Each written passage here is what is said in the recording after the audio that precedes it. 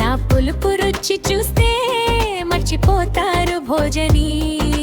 పొట్లకాయ నిలబడి అంటుంది పొగరుగా, 5 అడుగుల ఎత్తున గొప్పదనంగా. చిక్కుడు మాత్రం చిరాకు పడుతూనే ఉంటుంది.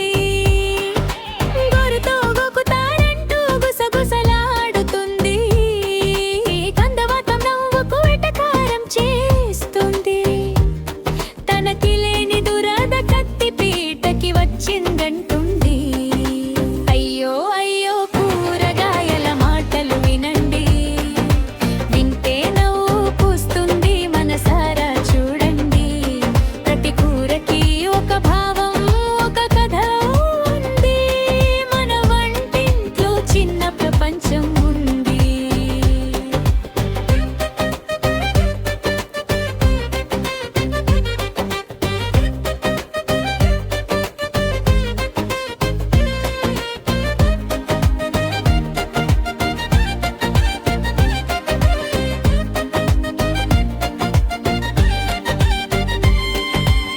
వంకాయ అంటుంది నేనే రాజుల రాజు.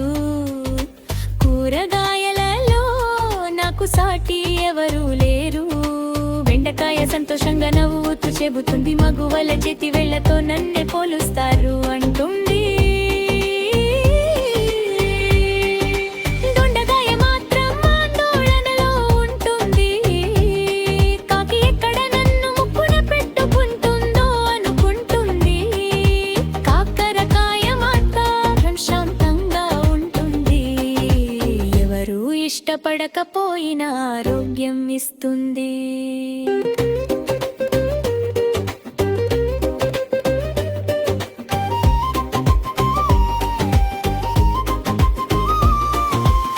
బంగాళాదుంప అంటుంది సహనం నా గుణం. కూరకైనా పూరికైనా నేనే ప్రధానము. గుమ్మడికాయ గంభీర్యంగా నిలబడుతుంది. నా బరువుకు తూగేది ఎవరూ లేరుంటుంది. ఉల్లిపాయ నవ్వు చివరగా చెబుతుంది, నన్ను లేకుండా రుచి ఎక్కడ కందుంటుంది. ఇలా మన కూరగాయల కథలు చెప్పుకుంటాయి. మన వంటింట్లో నవ్వులు పంచుతాయి. ప్రతి కూరకి తనదైన విలువ ఉంటుంది. మన భోజనంలో ఆనందం నింపుతుంది.